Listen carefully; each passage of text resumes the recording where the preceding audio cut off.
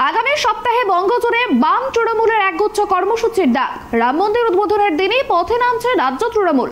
সংহতি মিছিলের ডাক দিয়েছেন মুখ্যমন্ত্রী মমতা বন্দ্যোপাধ্যায়। এদিকে বাম নেতা মোহাম্মদ সেলিমের ডাকে আগামী 23, 26 ও 30 জানুয়ারিতে একাধিক কর্মসূচি রয়েছে সিপিআইএম এর। গণতন্ত্র ও সংবিধান রক্ষার দাবি তুলে একগুচ্ছ কর্মসূচির ডাক দিয়েছে বামেরা। সম্প্রতি ব্রিগেডে সিপিএম যুব সংগঠনের ডাকে যে সাড়া পেয়েছে তাকেই হাতিয়ার করে ফের পথে নামার হুঁশিয়ারি সেলিমে। একদিকে গেরুয়া শিবির রাম মন্দির উদ্বোধন ঘিরে হিন্দুত্বের পতাকা ওড়াতে ব্যস্ত, তখনই রাজ্য জুড়ে বাম তৃণমূলের মিছিলের বার্তা। রাম মন্দির উদ্বোধনের দিনেই সংহতি মিছিলের ডাক দিয়েছেন মুখ্যমন্ত্রী। বাম ও নির্বাচনের ঘুঁটি সাজাতে 23, 26 ও 30 জানুয়ারি একগুচ্ছ কর্মসূচি নিয়ে হাজির হচ্ছে। 22 জানুয়ারিও আমরা, এটা কিন্তু আমার দলের প্রোগ্রাম। আমি নিজে একটা র্যালি করব। আমি প্রথমে নিজে কালী মন্দিরে যাব, ওটা সবাই যাবে না। আমি মা কালীকে পুজো দিয়ে হাজরা থেকে সর্বধর্মের মানুষকে নিয়ে মিছিল করে পার্ক সার্কাস ময়দানে গিয়ে আমরা একটা মিটিং করব।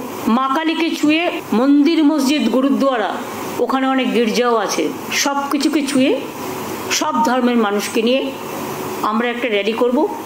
এবং আমি তৃণমূল কংগ্রেসের পক্ষ থেকেই র্যালিটা করব।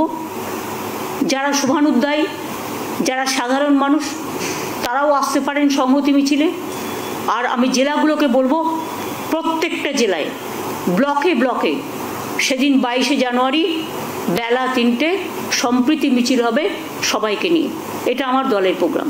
সাংবিধানিক কাঠামো, সাংবিধানিক ব্যবস্থা, সাংবিধানিক মূল্যবোধ যা আমাদের স্বাধীনতা আন্দোলনের উত্তরাধিকার হিসেবে আমরা পেয়েছি, এবং আমাদের যুক্তরাষ্ট্রীয় কাঠামো, সংসদীয় গণতন্ত্র, ধর্মনিরপেক্ষতা, তাকে রক্ষা করার জন্য, আর্থিক সার্বভৌমতা রক্ষার জন্য শপথ নেওয়া হবে। প্রস্তাবনা আমরা যেমন ব্রিগেড প্যারেড গ্রাউন্ডে দেখলাম, যুবরা, ছাত্ররা যেভাবে পাঠ করলো লাখ লাখ কণ্ঠে, সেরকম সর্বত্র গোটা রাজ্যে আমরা এবং গোটা দেশেও তাই 26 তারিখে। এই জন্যই বলবো যে 52 সালে 26 জানুয়ারি আমরা ভারতের জনগণ যে সংবিধান গ্রহণ করেছিলাম, যে দেশটা চলবে কোন পথে, দেশটাকে তো বেলাইন করার চেষ্টা করা হচ্ছে, সরকারের তরফ থেকে চেষ্টা করা হচ্ছে, শাসক দলগুলোর তরফ থেকে করা হচ্ছে। সেখানে দাঁড়িয়ে গাইডিং প্রিন্সিপাল হচ্ছে কনস্টিটিউশন, সেটাকে নিয়ে শপথ নেওয়া হবে।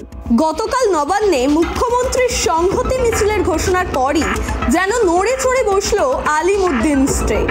মানুষের রুটি রুজির সমস্যাকে তুলে ধরতে ফের কর্মসূচির ডাক দিলেন সিপিএম এর রাজ্য সম্পাদক মোহাম্মদ সেলিম। আগামী 23 জানুয়ারি নেতাজির জন্মদিন উপলক্ষে রাজপথে নামবে বামেরা। সুবোধ মল্লিক স্কোয়ারে সুভাষচন্দ্র বসুর মূর্তিতে মাল্যদান করে সভা শুরু হবে তাদের।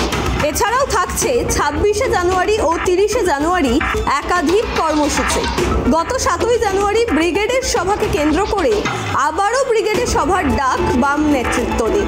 শুধু তাই নয়, এদিন সিপিএম এর রাজ্য সম্পাদক মোহাম্মদ সেলিম রাজ্যের শিক্ষা ব্যবস্থার বেহাল দশা নিয়েও মুখ খুলেছেন। আসলে রাজ্য এবং কেন্দ্র সরকার মিলে শিক্ষার সর্বনাশ ডাকছে। ওদের লড়াইটা হচ্ছে স্কুল ব্যাগে মমতার ছবি থাকবে না মোদির ছবি থাকবে।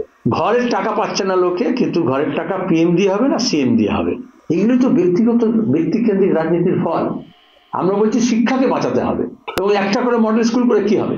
সব কটা প্রজেক্টে মোদি এবং মমতার মধ্যে ঝগড়া কি, যে কার ছবি বড় হবে।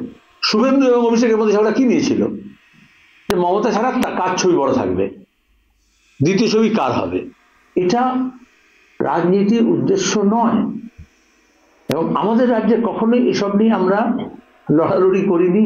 যেমন বামফ্রন্ট সরকার ছিল, দিল্লিতে কংগ্রেস সরকার হয়েছে, জনতা পার্টি সরকার হয়েছে, জনতা দলের সরকার হয়েছে, ন্যাশনাল ফ্রন্টের গভর্নমেন্ট হয়েছে, ন্যাশনাল গভর্নমেন্ট হয়েছে, বিজেপির গভর্নমেন্ট হয়েছে, এনডিএর গভর্নমেন্ট হয়েছে। কতগুলো গভর্নমেন্ট বললাম? 7টা। কখনো সব ঝগড়া শুনেছ? কি নাম হবে সে নিয়ে? এগুলো কাম বাদ দিয়ে নাম নিয়ে যারা করে তাদের প্রশ্ন। বিজেপির রাম মন্দির উদ্বোধন ঘিরে শুরু হয়ে গিয়েছে শাসক বিরোধী রাজনৈতিক চর্চা। অসম্পূর্ণ রাম মন্দিরের রামলালার প্রাণ প্রতিষ্ঠা নিয়ে জল গড়িয়েছে এলাহাবাদ হাইকোর্টে।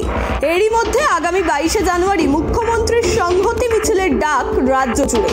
তারপর দিনই পথে নামতে চলেছে বামেরাও। তবে কি আসন্ন লোকসভা নির্বাচনের প্রচারকে এখন থেকেই এগিয়ে নিয়ে যেতে চলেছে সিপিএম? যদিও সেই উত্তর সময়ই বলবে। Bureau report tribe TV, Kolkata.